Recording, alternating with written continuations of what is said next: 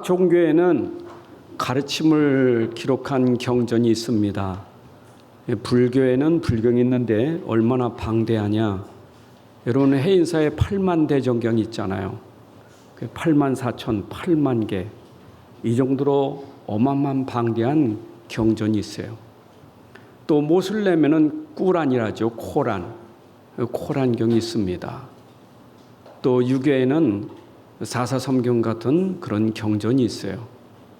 우리 기독교에는 경전이 성경입니다. 그래서 우리는 이 성경이 하나님께서 우리에게 가르쳐 주신 말씀이에요. 그래서 하나님의 사람들을 통해서 감동되어 기록된 것이 하나님의 말씀입니다. 그래서 성경은 하나님의 말씀이에요. 어쩌면 하나님 말씀은 인생의 모든 답이 다 담겨져 있어요. 그래서 여러분들이 인생 문제가 말씀 속에 들어가면 그 말씀 속에서 여러분의 인생의 답을 찾아낼 수 있어요.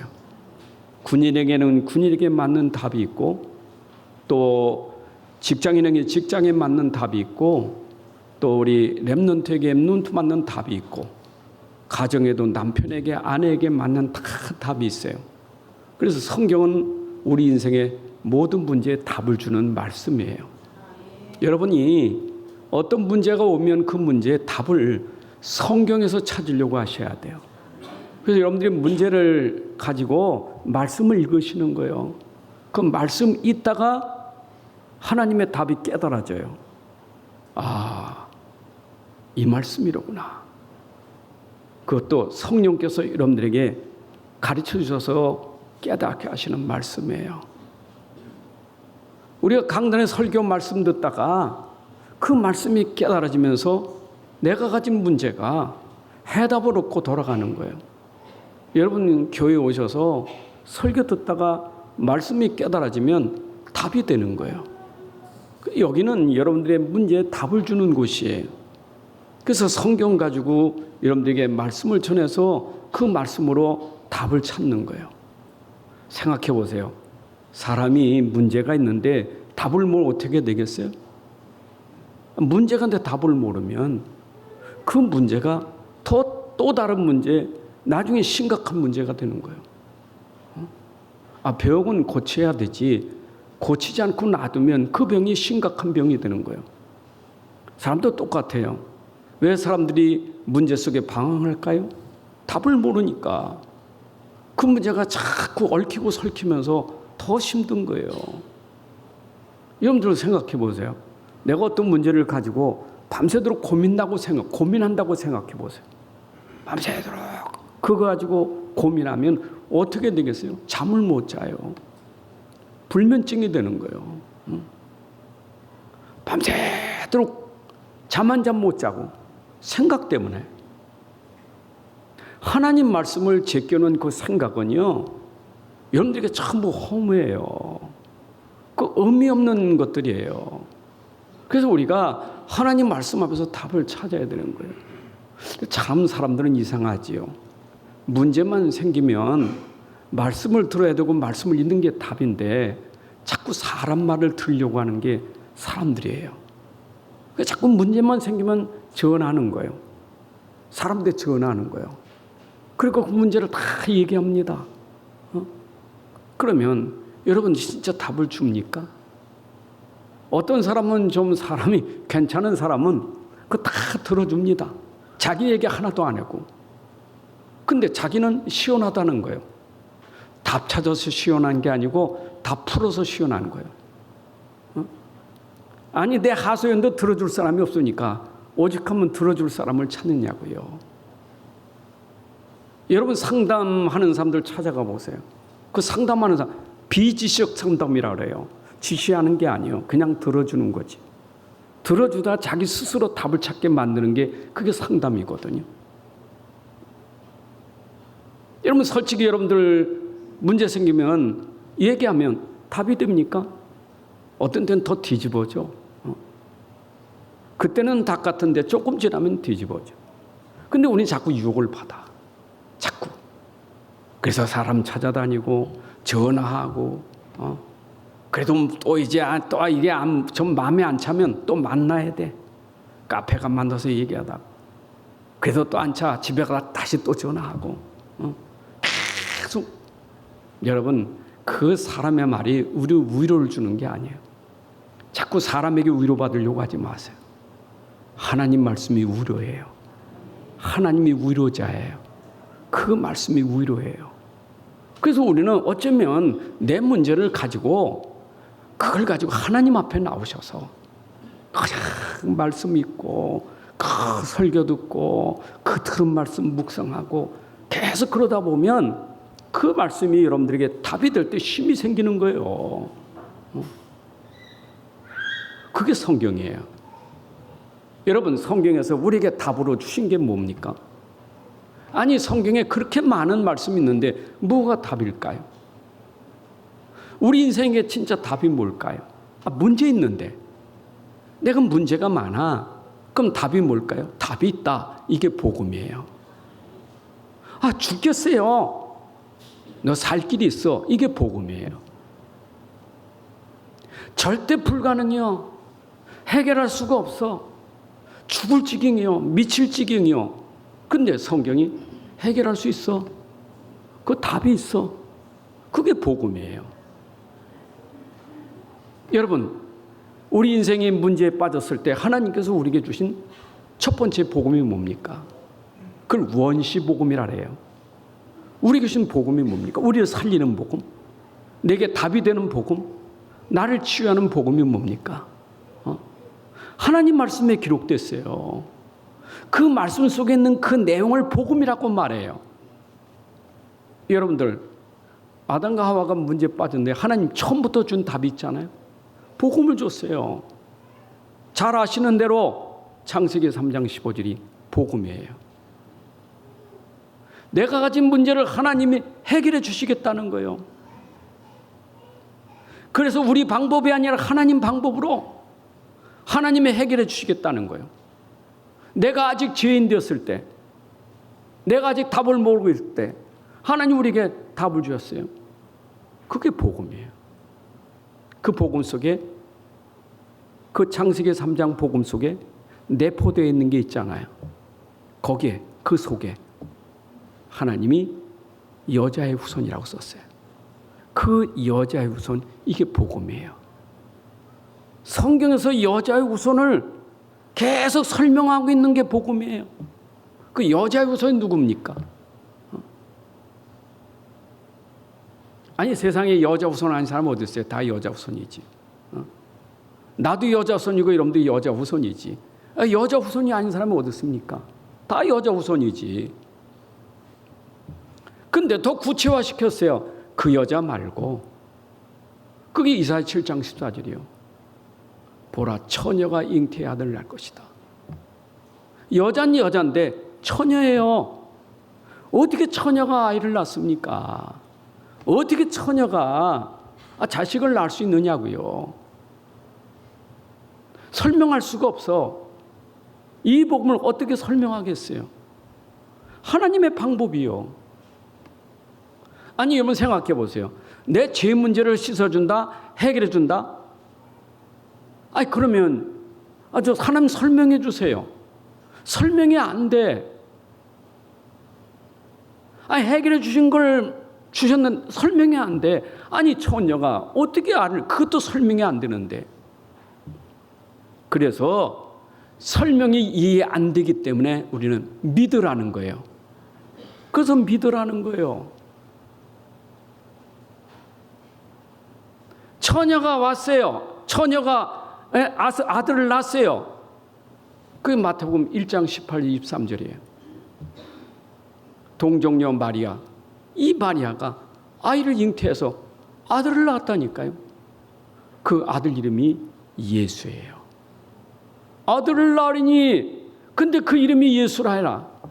저는 자기 백성을 저희 죄에서 구원할 자라. 구원자다, 이 말이에요. 예수님 오셨는데 이분이 구약에서 말하던 그 여자의 후손, 그 처녀의 몸에서 잉태된다고 했던 그분이 바로 이분이다. 이것이 성경에 기록된 거예요. 여러분, 어떻게 구원받죠? 그러면 우리는 어떻게 구원받아요? 하나님 주신 방법으로 해야 돼요. 다른 방법 없어요. 하나님이 주신 방법대로 해야 돼요. 예수 이름만 구원을 주는 거예요. 다른 이름으로 안 돼. 예수 이름만 구원받지. 그게 하나님의 방법이에요. 예수님, 그분 우리의 주예요. 그래서 주의 이름을 부른 자는 구원을 얻으리라. 여러분, 구원받는 거 다른 방법 없어요. 어떻게 주의 이름 부르면, 예수 이름 부르면 구원받는 거예요. 이해됩니까? 아니, 말이 돼야지. 지금 문제 있는데, 내가 문제가 있는데, 주의 이름 부르면 문제가 딱 해결돼야지. 싹 없어야지. 앞만 불러도 여전히 문제는 많은데. 나도 문제 없고 여러분도 문제 많아요. 문제 없는 사람 없잖아요. 질병이든 돈 문제든 사람 문제든 문제 없는 사람 어디 있어요? 근데 주의 이름 부르면 구원받는다고. 도대체 이 말이 무슨 말이냐? 이게 또 이해가 안 되는 거예요. 예수 이름 부르면 구원, 이게 이해 안 돼. 근데 이해가 안 되는데 진짜 믿으니까 이해가 되는 거예요. 여러분들, 이해돼서 믿는 게 아니고 믿어서 이해가 되는 거예요. 아멘. 나 하나님 믿을게. 좀 믿을 수 있도록 좀 보여줘봐, 하나님. 내가 하나님 보여주면 믿을게.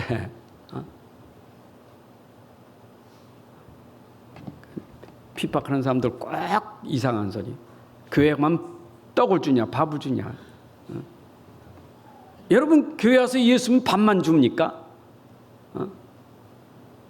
여러분, 밥만 주는 게 아니에요. 여러분 인생의 모든 걸 다 주셔요. 근데 이거는 내가 이해를 해야 되는데 이해가 안 된단 말이에요. 그래서 성경은 말씀을 그냥 믿으라는 거예요. 내가 구원받는 거 믿으면 됩니다. 누구 이름으로? 예수 이름으로. 그래서 로마서 10장 13절부터 17절에 보니까 누구든지 주의 이름을 부른 자는 구원을 받으리라. 주의 이름을 부르면 구원을 받으리라. 근데 어떻게 주의 이름을 부를 수 있겠는가? 믿지 않는 자가 어떻게 이름을 부르냐고요. 아무나 부르는 게 아니요. 믿는 자가 부르는 거지. 믿지 않는 자는 부를 수가 없어요. 그래서 믿지 않는 이를 어찌 부르리요? 아니, 내가 믿으려면 뭔가 들어야지. 듣지도 못한 내가 어떻게 믿으리요? 아니, 내가 들어서 믿은 게 있어야 주의 이름 부르지. 이런 믿는 것도 축복이지만 믿으려면 뭔가 들어야 될 거 아니야. 그럼 들으려면 어떻게 돼야 돼요? 누가 전파하는 자가 있어야 내가 듣지.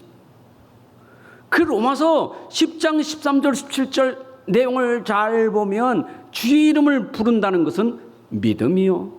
믿음은 들었기 때문에, 듣는 것은 누가 전파했기 때문에. 그런데 전파하는 사람은 누구요? 보내심을 받지 아니하였으면 어찌 전파리요? 하나님께서 보내셔서 그걸 전파했기 때문에 아름답도다 좋은 소식을 전한 자들의 팔이요. 그러므로 이제 이 복음을 믿음으로 들음에서 나며 그 들음은 그리스도의 말씀으로 말미암느니라. 여러분, 그래서 강단을 통해, 성경을 통해, 말씀을 통해 이 그리스도라는 말씀, 그리스도의 말씀이라는 것은 그리스도를 설명하는 말씀, 그리스도에 대하여 말씀하는 것, 이 말씀을 전하는 자가 있어서 그 말씀을 내가 들어 그 말씀을 믿으니 그 믿음이 나에게 주의 이름을 부르니까 구원을 받게 된 거예요. 아멘.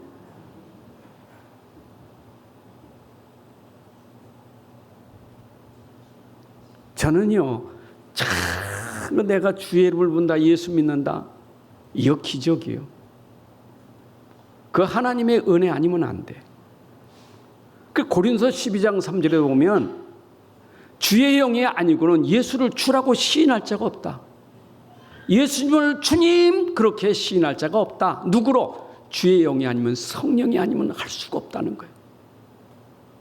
여러분, 그래서 성령께서 우리에게 예수를 알게 하고 믿게 하고, 그래서 여러분들이 이렇게 믿음으로 구원받게 된 거예요. 자, 그럼 구원이 어떤 겁니까? 여러분들 구원을 모르면 안 돼요. 아니, 예수 믿어서 구원받는다? 도대체 구원이 뭐냐? 물론 구원이라는 것은 여러분들이 이해하기 쉽겠지요. 물에 빠진 사람이 빠져나온 게 구원이겠죠. 저 불 속에서 소방관 들어서 빠져나온 게 구원이겠죠. 죽을 건데 빠져나온 구원이 있지 않습니까? 구원은 그거예요. 죽을 건데 건져줬다고요. 그게 구원이요. 아이고, 내가 살았네. 구원이잖아요. 근데 성경에서 말하는 구원은 뭡니까? 도대체 왜 예수 믿어야 구원받는다고 말합니까? 그럼 반대로 생각해 봅시다. 내가 구원을 받으면, 구원 못 받으면 내가 어떤 상태일까요? 예수님 몰라. 하나님 몰라. 믿음도 몰라. 관심도 없어. 예수고 뭐고 난 관심 없어. 나는 안 믿어. 믿을 이유도 없고. 그러면 안 믿으면 내 상태가 어떤 상태입니까? 구원 못 받은 상태가 어떤 상태입니까? 성경에 말하고 있어요. 모든 사람은 다 죄인이에요. 의인 없나니 모든 사람이 다 죄인이에요. 그 죄가 뭡니까? 그 죄가 하나님 떠난 거예요. 하나님 모르는 게 죄예요. 여러분들이 죄라는 개념을 이해 못하면, 죄라는 개념을 자꾸 나는 거짓말 안 하고 싸우지 않고 도둑질 안 하고, 그게 우리가 보편적으로 말하는 죄거든요. 성경은 그런 죄 이전에 진짜 죄가 있다고요. 그 죄가 가장 무서운 죄인데, 그것이 하나님 안 믿는 죄, 하나님하고 결별된 거예요. 하나님과 원수된 거예요. 이게 무서운 거예요. 이사야 59장 1절 2절을 보게 되면 하나님과 우리 사이에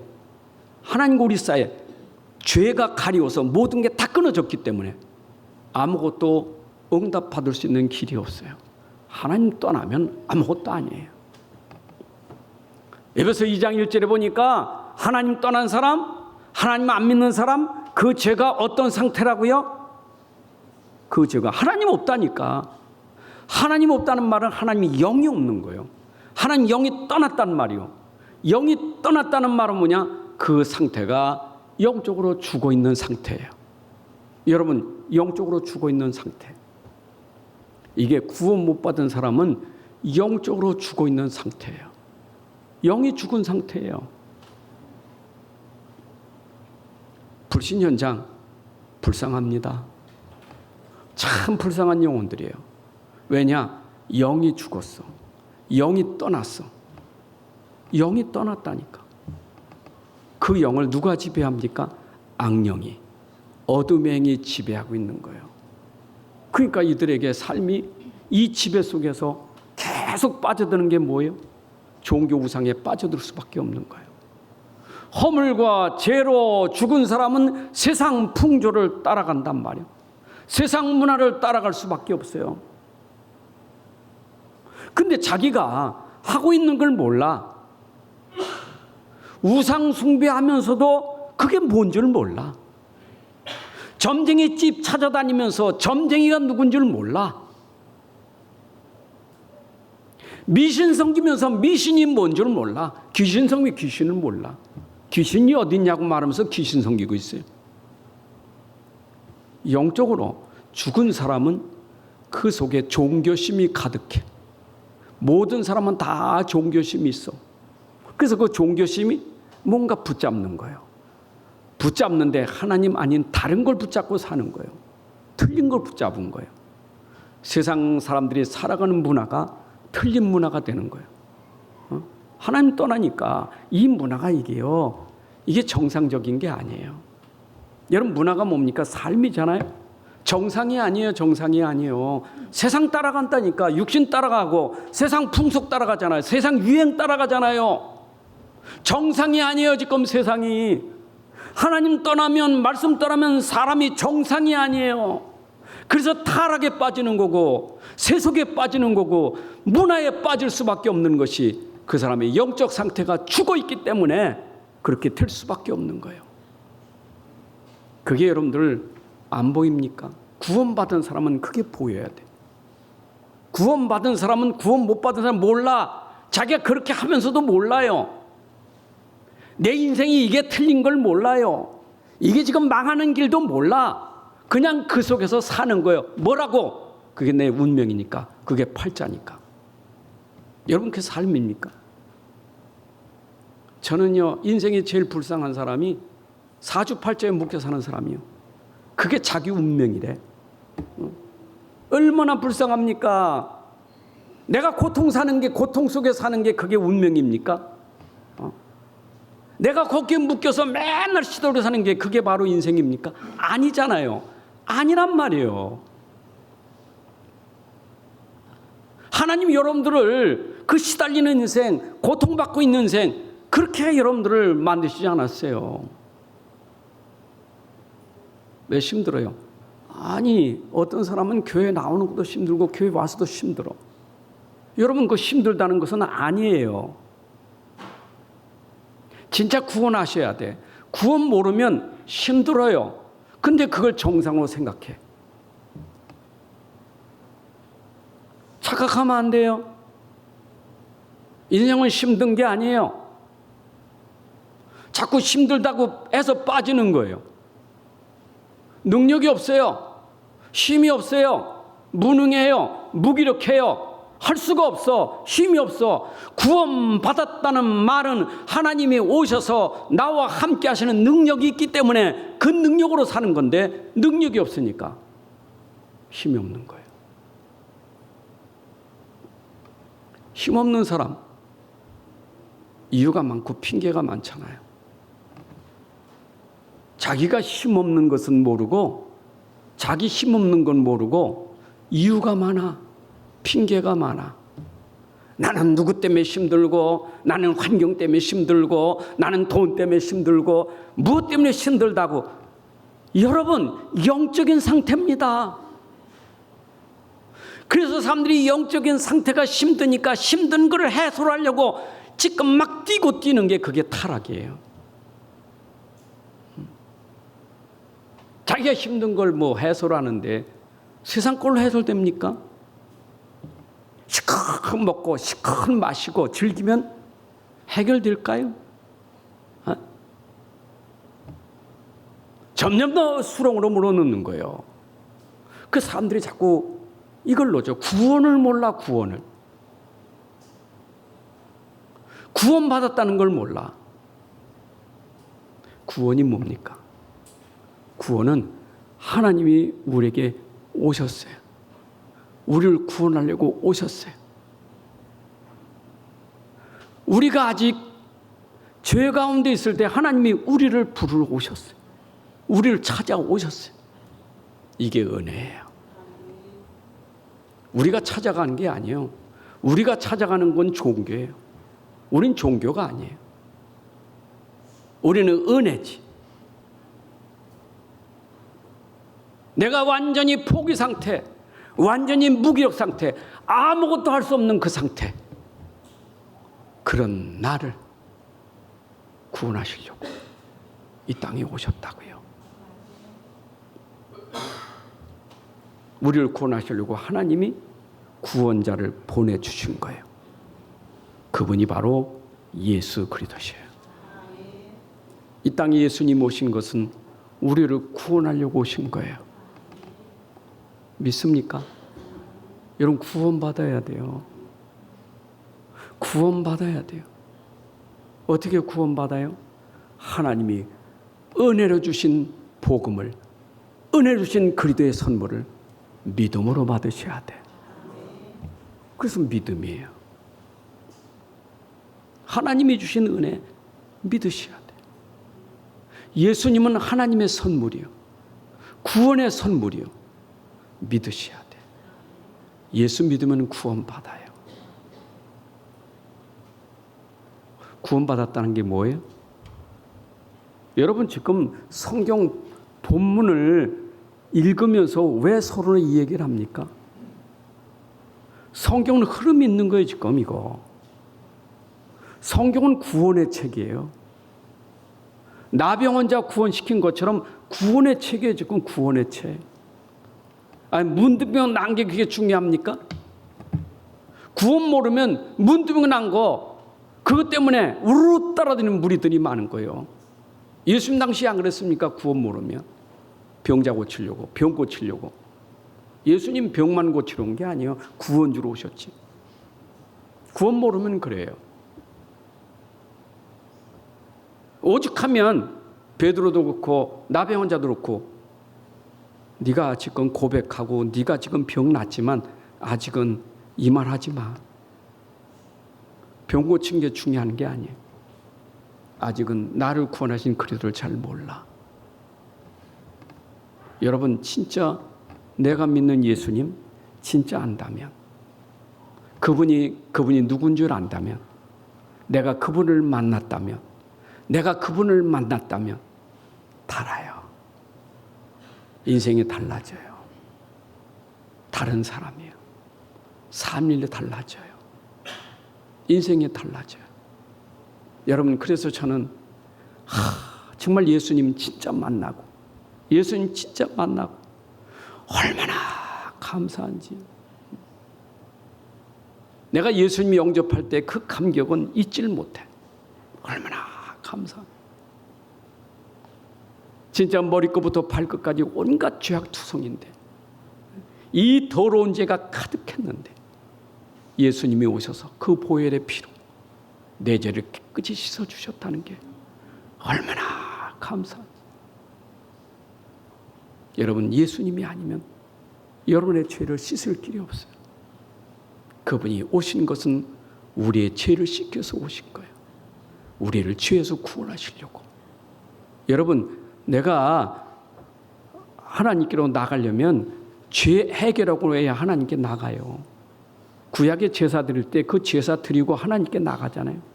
대제사장도 자기 죄를 씻고 나가야 돼. 하나님께는 아무나 나갈 수 없어. 죄 씻음 받은 자가 하나님께로 나가는 거예요. 하나님 만나는 거예요. 내가 어떻게 하나님 만나? 내가 어떻게 하나님 만날 수 있느냐고요. 예수님이 아니고는 만날 수가 없어. 그분의 은혜로, 그분이 십자가에서 해결하신 그 은혜로 믿음으로 아버지께 나가 아버지라 부를 수 있는, 아버지가 나의 아버지가 되는 특권을 받은 거예요. 이게 은혜예요.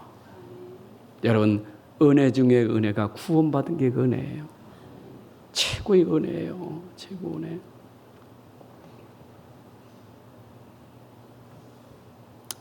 오늘 아침에도 그 은혜 복음송을 우리 집사람하고 틀어놓고 1절 끝나면 또 틀어놓고 그 끄지 말고 그랬더니 하루 종일 되돌이로 계속할 수 있대.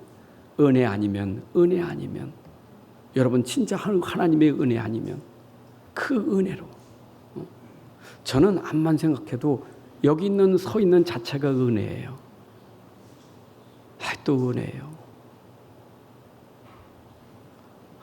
생각하면 너무 부족하고 너무 모자라고 생각도 모자라고 모든 게 모자라고 부족해. 모자란 나를 구원하신 게 얼마나 감사한지. 내가 대단한 능력이 있어서 사역하는 것도 아니고 모자란 나를 들어 쓰셔서 말씀 주시고 말씀을 전하게 하시고 그것밖에 없어요. 내세울 게 없어요. 자랑할 게 없어요. 아무것도 없어요. 나는 여러분 솔직히 진단 내세울 거 없어요. 아무것도 없어요. 그냥 하나님의 은혜 때문에. 그래 감사한 거예요. 그 은혜 아니면 살 수가 없어요. 여러분 그래서 저는 성경에서 말하는 예수님에 대해서 우리가 정확하게 알아야 돼요. 왜냐? 성경은 예수님 얘기니까. 그럼 내가 믿는 예수님 누구냐? 예수님 알아야 했잖아요. 예수님 누구냐 이 말이. 요한복음 1장에서 예수님이 누구냐? 여러분 요한복음은 예수님은 하나님이시다. 이거 설명하는 게 요한복음이에요. 그 요한복음 1장 1절부터 처음부터 말하기를 예수는 누구냐? 그분은 볼 때 말씀이시다. 예수는 곧 말씀이시다. 이 말씀이 하나님과 함께 계셨는데 이 말씀은 곧 하나님이시다. 예수는 누구요? 그분은 말씀이시고 그분은 하나님이시다. 근데 그분은 태초에 하나님과 함께 계셨던 하나님이셔요. 여러분, 오늘 내가 믿는 예수님은 하나님이십니다. 태초에 천지를 창조하신 하나님이셔요. 그분이 우리를 지으셨고 모든 만물이 그로 말미암아 지은 바 되었으니 그가 없이는 하나도 된 것이 없다. 여러분, 내가 믿는 예수님은 만물을 창조하시고 나를 창조하신 분. 이 땅에 그가 없이는 된 것이 없어. 다 그분으로 말미암아 지어진 거예요. 그분은 누구시냐? 그 안에 생명이 있어요. 이 생명은 사람들의 빛이다. 여러분, 예수님은 곧 나의 생명, 나의 빛이신 거예요.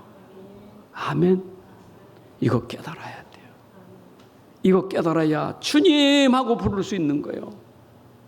베드로가 이거 발견하고 주는 그리스도시요 살아계신 하나님의 아들이십니다. 당신은 하나님이십니다. 당신은 성경에서 약속하셨던 메시아 그리스도십니다. 바요나 시몬아, 네가 복이 있구나. 여러분, 성경에서 내가 이 예수님이 곧 하나님이시고 이분이야말로 성경에서 말하는 그리스도다, 이걸 발견했다, 이걸 깨달았다. 이게 여러분들 은혜예요. 이게 그 은혜예요. 도마가 얼마나 의심 많은 사람입니까? 여러분, 성경에서 도마가 의심 많은 제자잖아요. 왜 의심 많았느냐? 부활하신 주님이 도마 없을 때 나타났었어요. 도마만 없었어. 근데 거기 와가지고 제자들에게 다 보여줬거든요. 제자들이 도마에게 했지, 우리 봤다. 우리가 부활하신 주님을 봤다. 응? 근데 어떻게 증명하냐? 그 내가 봐야 되겠다. 그랬더니 주님이, 부활의 주님이 나타나셨어. 도마에게. 도마에 왜 의심하느냐? 한번 만져봐. 내가 십자가에 죽을 때 창 찔리고 못 박힌 거 있잖아. 한번 만져봐. 이래가지고 손을 만져보니 못 자국이 있고, 옆구리 만지니 창 자국이 있는 거예요. 그거 만져보고 하는 말입니다. 요한복음 20장 28절에 도마가 대답하이르되 나의 주님이요 나의 하나님이십니다. 우리는요, 어쩌면 신앙생활하다가도 좀 만져봤으면 좋겠고, 혹시 예수님 옆구리 만져보고 싶습니까? 그래서 예수님은 그랬어요. 네가 꼭 그렇게 봐야 믿냐? 안 보고 믿는 자가 복이 있다. 여러분, 성경에 기록된 말씀을 믿으세요. 꼭 보고 듣고 믿어야 되는 것보다 안 보고도 하나님 말씀을 믿는 게 복이에요. 다음 주에 설교입니다. 백부장처럼 말씀만 없어서 말씀만 믿었다, 그 말이에요. 그래서 우리는 믿는데 어떻게 믿어야 돼요? 머리로 믿지 말고 마음으로 믿어야 돼요. 그 사람들이 자꾸 안 되는 게 머리로 하려니까 이게 안 되는 거예요. 이 머리가 믿어집니까? 이게 머리가? 여러분 생각이, 여러분 지식이 믿어지는가요? 안 믿어져요. 그래서 마음이 안 되는 거예요. 머리가 이해 안 되니까 마음이 안 되는 거예요. 그렇잖아요. 그래서 어쩌면 믿기 어려운 사람은 머리가 너무 뛰어난 사람 믿기 어려워. 자기 생각, 자기 철학, 자기 지식, 자기 사상, 이것이 믿음을 파괴하는 거예요. 아무리 그래도 그렇지, 아무리 그렇지, 뭐 예수님 십자가에서 내 문제 해결했다고 부활됐다고 말도 안 되는 소리 안 믿어져. 근데 이 말씀을, 물론 머리는 중요하다고 이해는 해야 되지요. 무조건 믿는 건 아니요. 듣고 내 마음에 그렇구나 하는 받아들이는 것. 그래서 로마서 10장 10절에 사람이 마음으로 믿어 의에 이르고 입으로 시인하여 구원에 이르느니라. 여러분, 마음으로 믿으셔야 돼. 마음으로 믿으세요? 마음으로 믿어진 건 마음을 열어야 믿어지지. 여러분, 마음이 열려져야 돼. 하나님 말씀 믿으려면 머리 말고 마음을 믿어야 돼. 마음. 여러분, 예수님이 영접하는 것이 마음을 여는 게 영접이잖아요. 내 마음을 여는 게 영접이잖아요. 오죽하면 계시록 3장 20절에도 뭐라 했어요?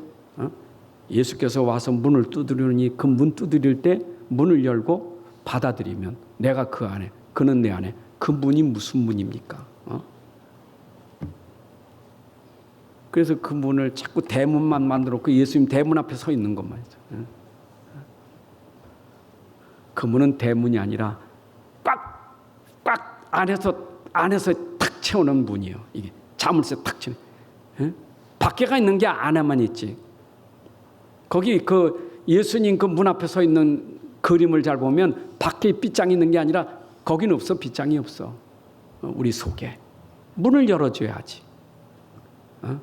예수님 내 안에 빗장을 딱 채우고 안 받아들여. 믿질 않아. 여러분 빗장을 열어야 돼. 마음을 열고 빗장을 열고 주님 들어오세요. 믿을 때 여러분 속에 성령이 들어가 함께하는 구원이 되는 거예요. 그게 영접이에요. 영접하는 자, 곧 그 이름을 믿는 자는 누구의 자녀가 된다고요? 하나님의 자녀가 되는 권세를 주셨으니 오늘도 여러분들이 믿음으로 예수님을 통해서 하나님 만난 거, 이게 축복이에요. 하나님 만나셨습니까? 내가 하나님 만났다. 하나님은 나하고 함께 하신다. 사실은요, 저는 구원받은 건 사실 전부 다 해결된 거예요. 구원받았단 말은 그분이 내 안에 오셔서 함께하고 동행하고 인도하시는 거, 그게 전부예요. 어쩌면 그게 전부예요. 내가 믿음으로 구원받다. 그분이 오셨다. 오신 사실을 내가 믿고 산다. 그분이 내 안에 나와 동행하시고 나를 인도하시고 그분이 역사하시고 그분이 다 하실 거 내가 믿는다. 그러면 됐죠. 이게 신앙생활 아닙니까? 왜 시달립니까? 왜 내가 힘들다고 말합니까? 이유가 있어요. 힘든 거. 안 믿어. 불신자 안 믿으니까 그 운명이고, 신자는 분명히 여기 계신데 안 믿어. 안 믿어요. 마치 주머니에 돈을 엄청 가지고 있으면서도 쫄쫄이 굽고 다녀. 똑같아. 있으면 사 먹어야지. 있으면 써야지. 믿으면 쓰는 거지. 믿으면 활용하는 것이지. 안 그래요? 왜 믿음을 안 써요? 언제 믿음 써야 됩니까? 진짜 문제 왔을 때 믿음 써야지. 그때 믿음을 보여줘야 되는 것이지. 근데 믿음이 어려울 땐 도망가 버려. 진짜 어려우면 그냥 날아가 버려. 그냥 하나님도 없어. 그냥 이게 뭐 하나님 믿는 사람이 예수 믿는 사람이 아니, 한동안은 믿습니다. 아멘 할렐루야 할렐루야 하다가 그냥 진짜 문제 오니까 그냥 할렐루야가 날아가 버렸어. 그냥. 여러분 언제가 진짜 믿습니까? 지금이 믿을 때 아니요. 그때가 믿을 때 아니요. 보라 지금이 믿을 때요. 지금이 구원의 날이로다. 그래서 내가 진짜 나하고 함께 하시는 하나님 믿으면 끝이에요. 내가 할 수 없는 그분이 하시니까.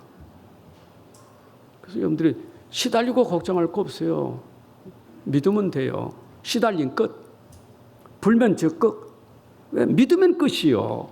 안 믿으니까 불면증. 자꾸 그게 시달리지.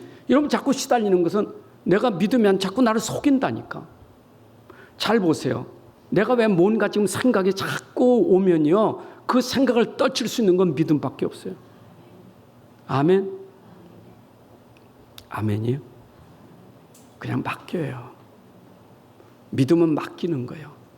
다 맡겨요. 다 맡기는 게 쉬운 건 아니에요. 어려울 때 맡기는 거 쉬운 거 아니에요. 생각이 복잡한데 그 맡기는 게 쉬운 게 아니에요. 그래서 자꾸 강조하는 거예요. 또 예수 믿으라고. 예수 믿고 갑시다. 오늘도. 오늘 또 와서 들은 거 딴 거 없어요. 예수 믿으라고.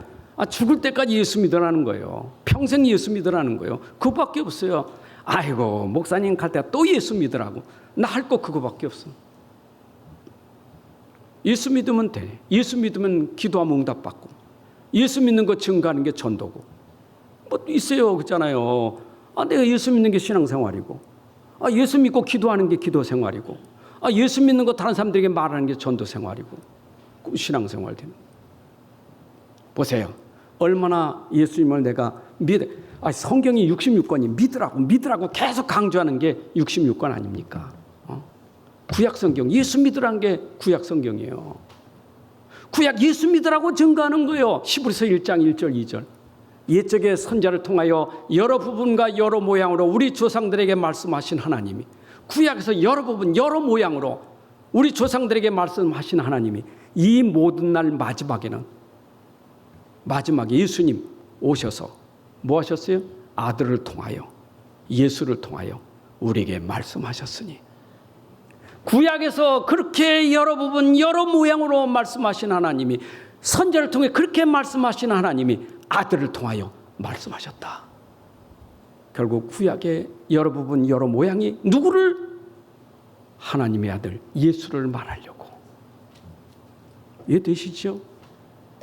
여러분, 구약의 그 여러 가지 다 모양이 다 예수, 방주도 예수님에게, 언약궤도 예수님에게, 성전도 예수님에게, 모든 것 만나 다 예수님 얘기요.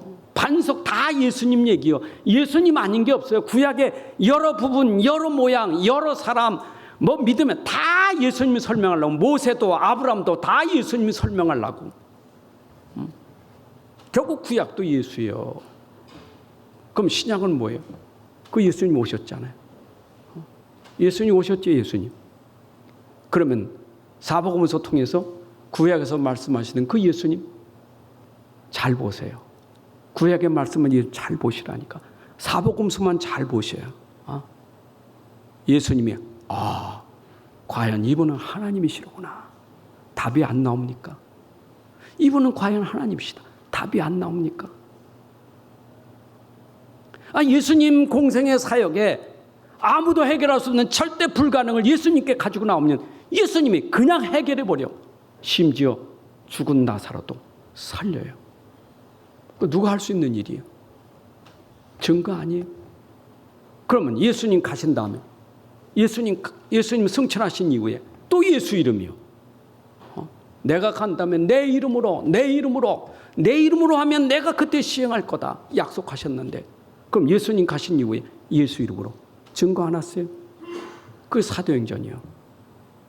예수 이름, 그것도 예수 이름이요. 베드로가 어떻게 했어요? 40년 불치병 어떻게 일으켰어요? 사도행전 3장 6절에 나왔잖아요. 금과 은은 내가 얻고냐 나사렛 예수 그리스도의 이름으로 일어나라. 누구 이름? 예수 이름. 예수 이름이요. 66권은 전부 예수 이름이에요. 예수 이름. 그 이름 말하지 말라고 하니까 베드로가 뭐라 했어요? 예수 이름 난 말하지 않을 수 없다. 천하 인간의 구원을 줄 만한 다른 이름 없어. 예수 이름밖에 없어.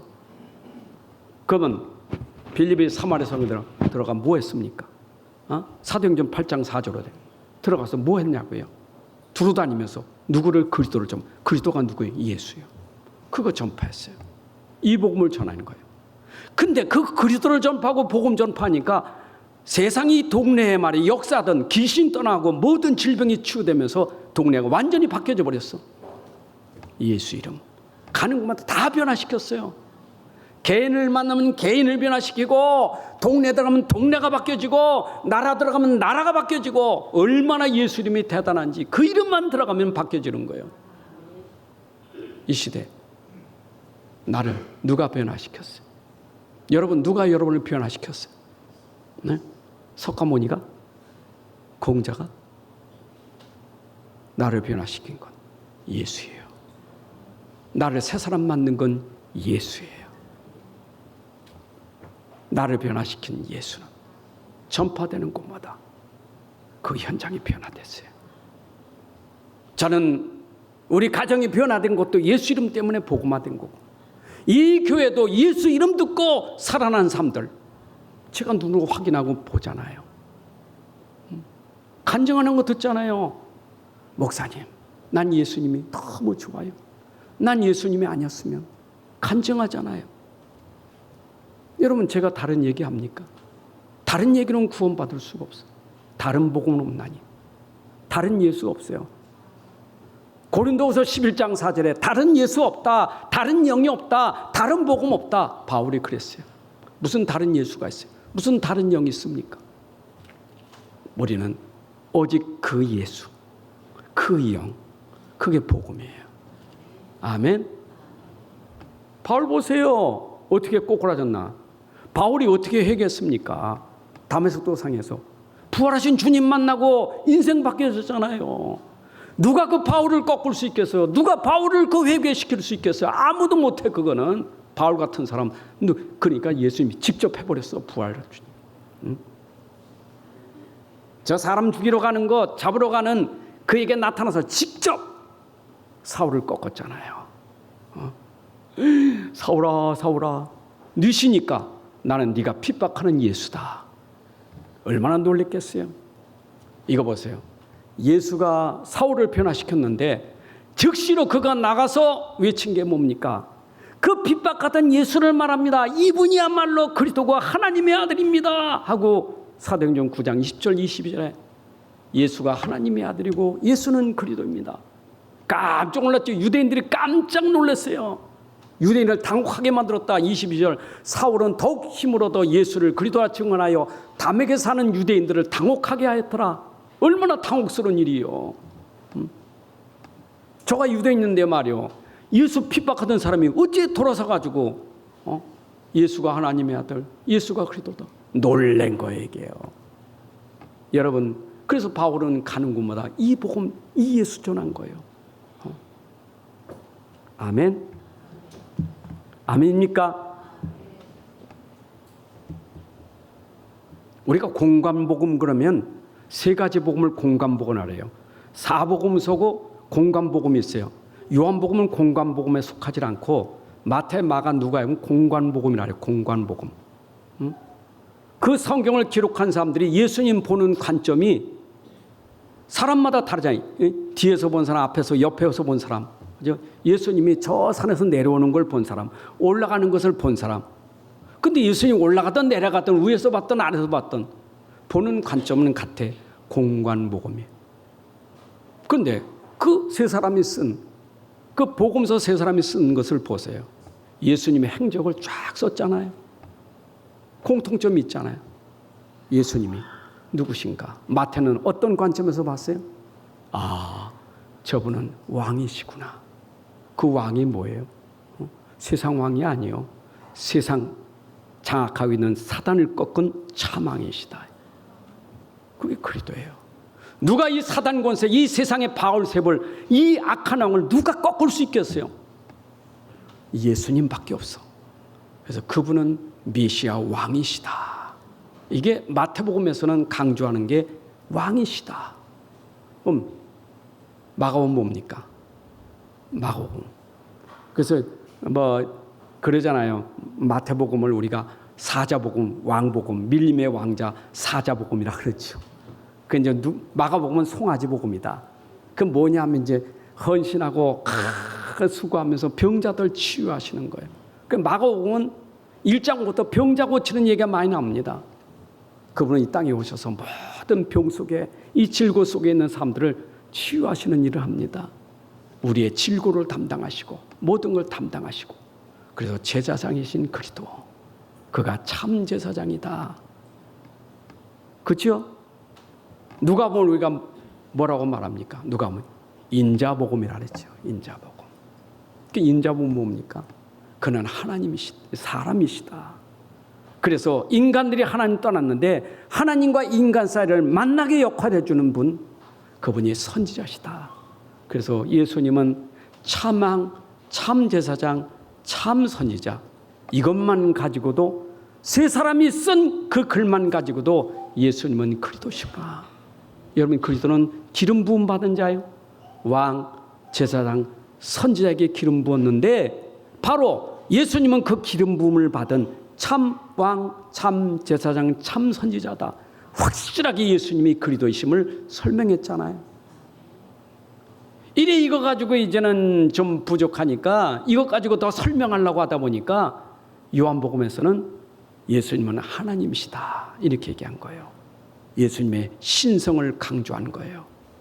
말씀이 육신되 우리 가운데 오신 그분은 하나님이시다. 이게 요한복음이에요. 그래서 베드로가 고백한 것처럼 주는 그리스도시요 살아계신 하나님의 아들이 그대로 성취된 게 사복음서예요.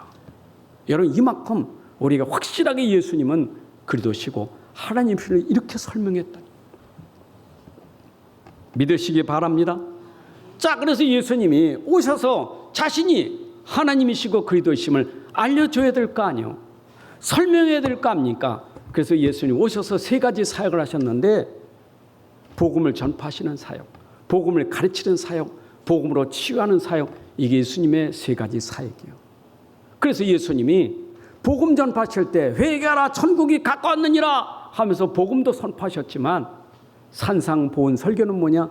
산에 앉으시니, 앉으셨다는 말은 가르친다는 뜻이에요. 여러분, 여기 내가 서 있다는 것은 어쩌면 선포하는 거고, 내가 이제 앉으면, 얘가 여기 의자 놓고 앉으면 뭐 하는 거죠? 가르친다는 의미가 있는 거예요. 산에 앉으셔서 가르치시더라. 천국 복음을 가르치신 거예요. 그래서 그 복음의 가르침이 뭐가 있습니까? 그래서 마태복음 5장에서 나오는 가르침이 뭐냐?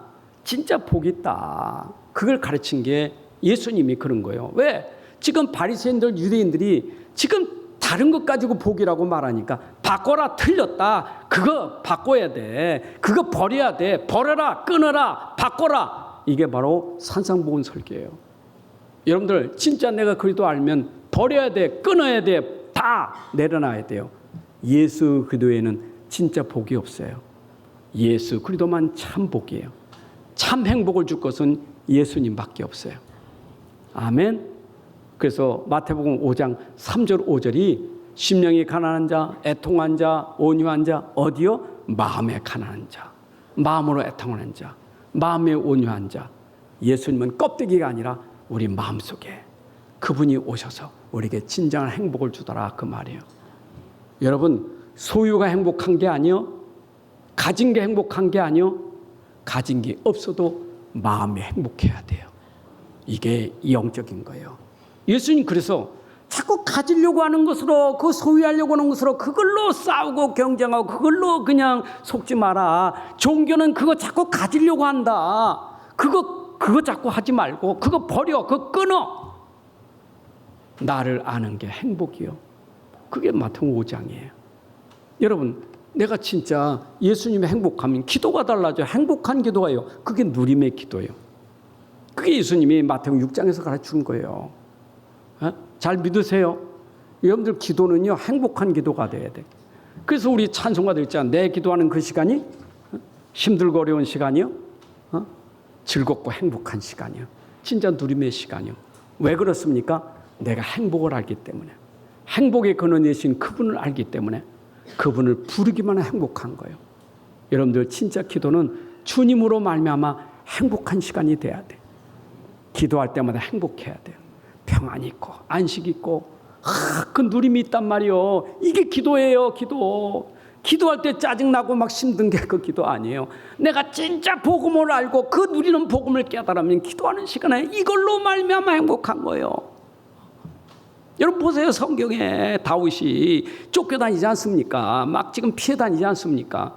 근데 자신이 누리고 있는 게 뭡니까? 시편 23편 1절을 보면 어떠세요? 여호와가 나의 목자신 내게 부족함이 없대. 자기가 누리고 있는 목자 되시는 그분을 누린 거예요. 아멘. 그래서 너희가 기도할 때 그 쓸데없는 거, 육신적인 거 하지 마. 예수님 가르쳐 주세요. 네가 기도할 건 그거 말고 하나님 거, 위에 거 그거 누려야지. 하늘에 계신 우리 아버지요, 아버지 이름이 거룩하게 되는 것, 하나님 나라가 이 땅에 임하는 것, 아버지 뜻이 이루어지는 것, 그게 중요하지. 일용할 양식은 그건 따라오는 거고, 우리가 해야 될 것, 위에 것 누리는 기도가 돼야 돼.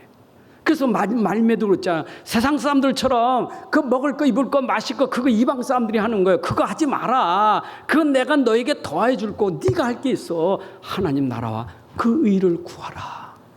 기도해서 제대로 가르쳐 준 거예요. 이거 생각해 보세요, 여러분. 마태복음 5장, 6장, 7장을 가지고 내가 예수 안에, 지금 예수님 얘기하는 거예요. 예수님 알고 내가 그걸 진짜 누린다면 여러분들 얼마나 그게 축복입니까? 하나님 나라 의를 위해서 기도한다는 게 이게 축복이요. 나머지는 더해 주신대. 맞죠? 보세요. 마태복음 7장에 뭐 형제 비판하고 판단하고 왜 그렇습니까? 여러분, 내가 진짜 복음 누리고 기도하면 남 비판하고 판단하질 않아요. 왜냐? 내 자신을 돌아보면 판단할 수 있게 없어. 비판할 수가 없어. 왜? 내 눈에는 너무 큰 들보가 보이는 거예요. 여러분, 복음을 누릴수록, 기도할수록 내가 하나님 앞에서, 하나님, 저는 진짜 죄인이고, 저는 진짜 부족한 사람이고, 저는 주님 없이 살 수 없는 사람이요. 내가 낮아지기 때문에 남에 대해서 할 얘기가 없어요. 제가 이거를 늦게 깨달았어. 조금만 되면 뭐가 으쓱하고, 뭔가 내세우고 싶고, 뭔가 자랑하고 싶고. 근데 깨닫고 보니까 제일 부족하고 제일 모자라고 부족한 나에게 은혜 주셔서. 아멘. 여러분, 이걸 아는 사람이 왜 거짓을 따라가요? 참 있는데 예수님은 참이잖아요. 예수님 말고는 거짓이요. 그러니까 거짓 그리스도, 거짓 선지자가 나타나 자꾸 우리 유혹하잖아요. 우린 거짓 따라갈 거 없어요. 예수님의 말씀, 그 말씀 따라가면 돼요. 그게 좁은 길이에요. 그게 좁은 길이에요. 거짓 선자는 뭐죠? 넓은 길로 인도하는 것, 나에게 유혹하는 것. 내가 달콤해서, 아담과 하와가 넓은 길 가는 것은 달콤해서 따라가는 거예요. 하나님 말씀보다. 근데 아무리 나를 유혹하고 아무리 미혹해도 하나님 말씀을 따라가는 사람이 좁은 길을 가는 거예요. 말씀 따라갑시다. 말씀 따라가는 사람 어떻게 되죠? 절대로 무너지지 않아요. 쓰러지지 않아요. 창수가 나고 바람이 불어도 무너지지 않는 사람. 이 사람이 누구예요? 말씀이 된 사람이에요. 반석 위에 세워진 사람. 자, 그러면서 오늘 얘기가 뭡니까?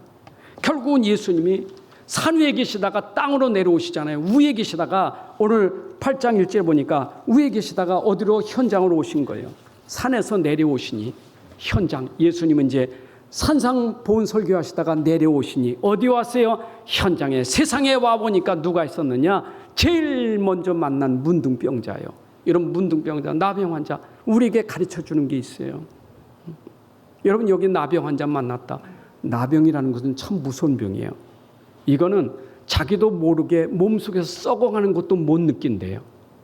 자기 안에서 병이 들어서 몸을 썩이는 것도 모른다는 거예요. 고통을 모르는 게 문둥병이라는 거예요. 고통을 아픔을 모르는 거예요. 그냥 살이 문드러도 아픔을 모르는데 고통을 모르는데 그 안에 다 썩는 거예요. 여러분, 이게 우리에게 뭘 말해주죠? 우리가 가진 죄는 의식을 하지 못해. 이 죄가 우리를 뭉그러뜨리고 다 망하게 해도 의식을 하지 못해. 예수님이 오늘 나병 영제에 왔다는 것은 인간이 가진 죄를 의식하지도 못해. 감각이 없어. 자기가 망하는 줄 죽는 줄도 몰라. 이게 인생이 가진 나병 환자 같은 거예요. 오늘 여러분 인생들이 지금도 그렇게 살아갑니다. 나만 장군 아시죠? 우리 문둥병 그러면 여러분이 구약에서 나만 장군 아시죠? 아람 나라의 장군. 여러분, 그 장군이 원수 별자리 장군 합니까? 별을 달지 않았습니까? 근데 이 사람은 고민이 있어요. 뭔 고민이 있어요? 겉으로는 제복 입어서 원수고 장군이지만 남이 모르는 숨겨진 문제가 그 속에 있다고. 옷으로 가렸을 뿐이지 속에는 문둥병이에요. 여러분, 지금도 사람들이 죄를 가리고 살아. 겉으로는 폼을 잡아도 우리 인생이 숨기고 있는 그 죄, 이거 해결하려고 오셨다고요. 자, 그런데 예수님이 여기서 보니까 문둥병자는 절대로 부정한 자라 누구도 만지면 안 돼. 만지면 부정한 거예요. 그래서 문둥병자 사람이 오면 오지 말라고 소리 질러야 돼. 난 부정하다 소리 질러야 돼. 왜? 부정한 자 접하면 그 사람도 부정한 자가 되기 때문에. 그러니 이 사람들은 따로 어디 격리시켜서 저 외로운 곳에, 외진 곳에 있어야 돼. 따로가 있어야 돼. 인간 구실 다 못하는 거예요. 모세를 통해서 증서를 받기 전에는 나올 수가 없어.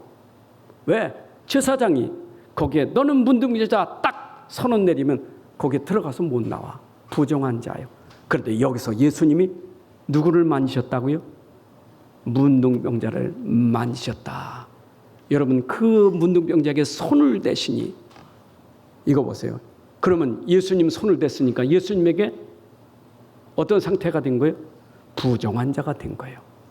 예수님은 그 모든 죄를 다 담당하신 부정한 자가 된 거예요. 예수님이 오셔서 우리 죄 문제를 담당하시는 그 의미로 문둥병에게 손을 대시니 그 문둥병이 예수님에게 가버리고 예수 십자가의 죽으심으로 문둥병이 깨끗이 나았더라, 그 말이에요. 이해되십니까? 여러분, 우리가 마치 문둥병자 같은데, 부정한 자인데 예수님이 우리의 부정함, 이 더러운 거 다 다 책임지시고 다 담당하시고 죽으셨어. 그리고 우리를 깨끗하게 하셨다, 그 말이에요. 아멘. 자, 그런데 이 속에 중요한 의미는 뭐냐? 나병 환자가 예수님을 알았다는 게 중요한 거예요. 알았으니까 거기 오는 거예요. 여러분, 세상에 오지 말는데 그 속에 부정하다고 도망가야 되는데 거기 비지고 왔다, 거기에 왔다, 이건 맞아 죽을 일이요. 문둥병자는 돌로 쳐 죽여야 돼. 이거 어디 감이 옵니까? 근데 문둥병자는 마가복음 1장에서 보게 되면 소문을 들었어. 나병 환자가 나타나기 전에 이미 마가복음 1장 34절, 38절에서 39절에 보니까 문둥병자는 예수님 오셔서 모든 병자를 고치시고 막 이 귀신을 내쫓고 이런 소식을 들었어.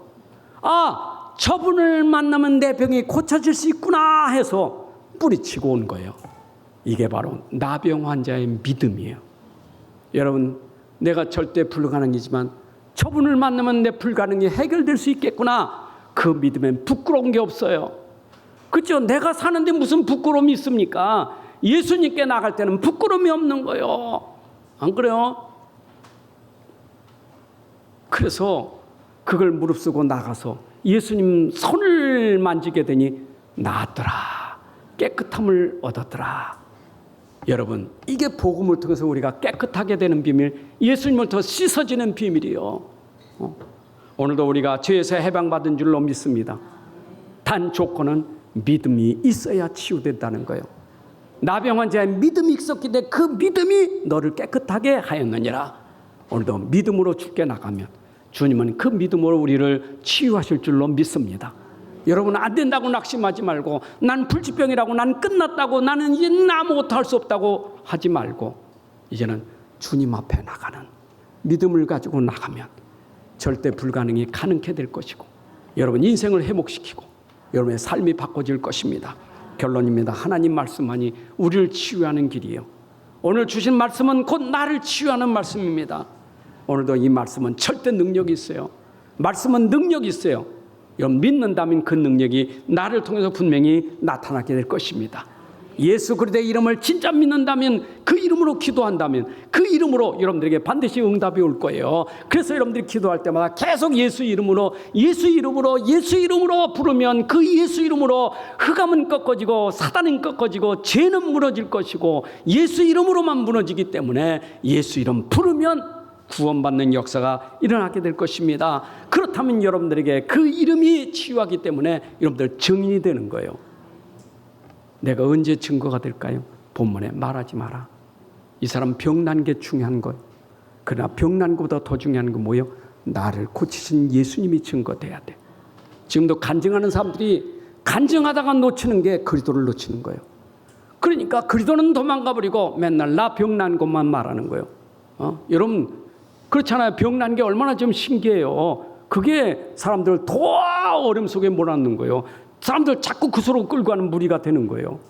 예수님이 원하는 것은 네 병을 고쳐준 나를 알라는 것, 예수 믿으라는 것. 여러분, 문제 해결됐습니까? 해결된 것을 흥분하지 마세요. 그게 중요한 게요. 그 문제 해결하신 그리스도가 나의 주님이시오. 그 문제만 해결하는 게 아니에요. 여러분 인생의 모든 문제 해결할 수 있는 분이에요. 믿으면 돼요. 믿으면 돼요. 하나님 아버지 감사합니다. 오늘도 귀한 시간 주셨습니다.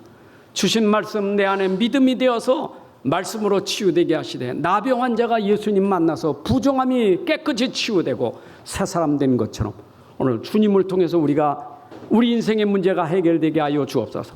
66권에 증가하는 그 복음 예수가 오늘 우리에게 충만하게 하여 주옵소서.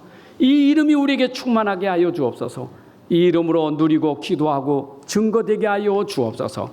예수 그리스도의 이름으로 기도합나이다. 아멘. 이제는 우리 주 예수 그리스도의 은혜와 아버지 하나님의 크신 사랑과 성령님의 인도 역사 충만하심이 오늘 함께 예배하는 주의 자녀들 머리 위에, 가정과 산업과 후대 위에 이제부터 영원까지 함께할지어다. 아멘.